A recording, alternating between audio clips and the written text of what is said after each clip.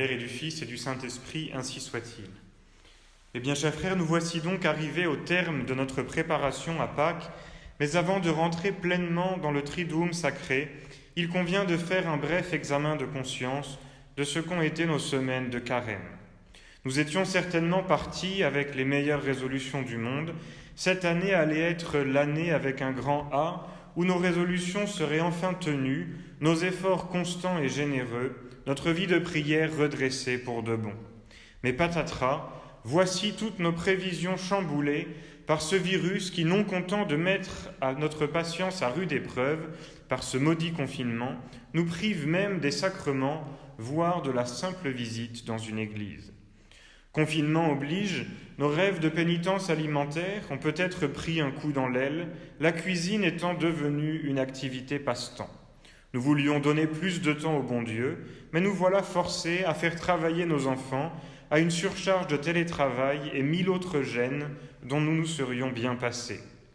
Tout est grâce, nous dit sainte Thérèse de l'Enfant Jésus. Avons-nous cherché à faire de ces contraintes un avantage ? Le seul but du carême est de nous faire grandir dans l'amour de Dieu. Alors la question est simple, avons-nous grandi dans l'amour de Dieu ? Toutes ces croix qui nous sont imposées, comment les portons-nous ? Nous avons lu dans l'introït de la messe de ce jour qu'il nous faut nous glorifier dans la croix de notre Seigneur Jésus-Christ. Sans croix, pas de joie, sans vendredi saint, pas de dimanche de Pâques. La calamité qui nous touche en ce moment ne doit pas nous faire perdre la hauteur de vue que tout bon chrétien doit avoir. Tout concourt au bien de celui qui aime Dieu, même les souffrances et les contrariétés. Ce sont même précisément ces souffrances qui nous donnent la vraie mesure de notre relation à Dieu.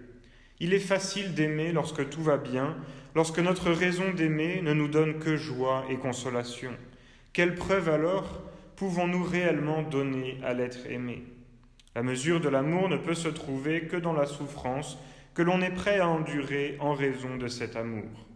Dieu a tant aimé les hommes qu'il leur a donné son Fils unique. L'amour de Jésus pour son Père, reflet de l'amour de Dieu pour sa créature, se prouve sur la croix. L'amour de Jésus est infini, la preuve qu'il en donne est le don total de sa vie. Cet amour, vous le savez, nous l'appelons aussi charité. Cette vertu qui est avant tout un lien qui unit les trois personnes divines entre elles. Mais la charité, l'amour, ne peut pas rester intérieur. L'amour, tout comme le bien, est diffusif. Le vrai amour ne prend pas, il donne. C'est pourquoi Dieu nous donne sa vie par la grâce sanctifiante. Par notre baptême, et tant que nous demeurons en état de grâce, nous sommes rendus participants de la vie même de la Sainte Trinité. Voilà pourquoi les martyrs ont pu imiter le sacrifice de leur maître, car le motif de leur souffrance était le même que le sien, l'amour. Tous les saints ne le sont devenus que parce qu'ils ont vécu authentiquement de cette charité, les uns dans leur monastère et d'autres dans le monde, mais tous ont en commun un amour de Dieu vécu et transmis. Et nous alors ?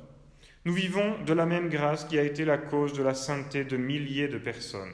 Nous devons arriver à la même destination, et si nous persévérons dans cette grâce, il n'y a aucun doute que nous parviendrons au ciel. Le bon Dieu ne nous demande pas l'impossible, et il ne faut pas nous imaginer la sainteté comme réservée à une élite. Certes, la grande majorité d'entre nous, voire la totalité, n'aura pas sa vie racontée aux enfants, ses reliques exposées sur les autels et son portrait en vitrail. Et alors ?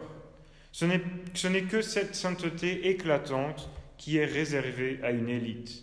La sainteté ordinaire, si vous me permettez l'expression, est celle qui ne se voit pas, celle de millions d'âmes qui ont aimé Dieu passionnément, mais dans le secret de leur devoir d'État accompli avec simplicité. Le bien ne fait pas de bruit, dit saint François de Sales. Dès aujourd'hui, l'Église nous fait méditer la Passion selon saint Marc. C'est le récit le plus court, le plus factuel. Saint Marc ne s'embarrasse pas de détails, il expose le récit probablement tel que saint Pierre le lui a raconté, et ce qui frappe dans ce récit, c'est le silence de Jésus. Les seules paroles de notre Seigneur, rapportées par l'évangéliste, sont l'affirmation de sa divinité et de sa royauté, et le cri terrible sur la croix « Pourquoi m'avez-vous abandonné ?» Le cardinal Journet explique Cette parole scandalise en ce qu'elle donne un argument aux incrédules. Sur la croix soufferte pour le rachat des hommes, Dieu fait homme laisse échapper ce cri de désespoir.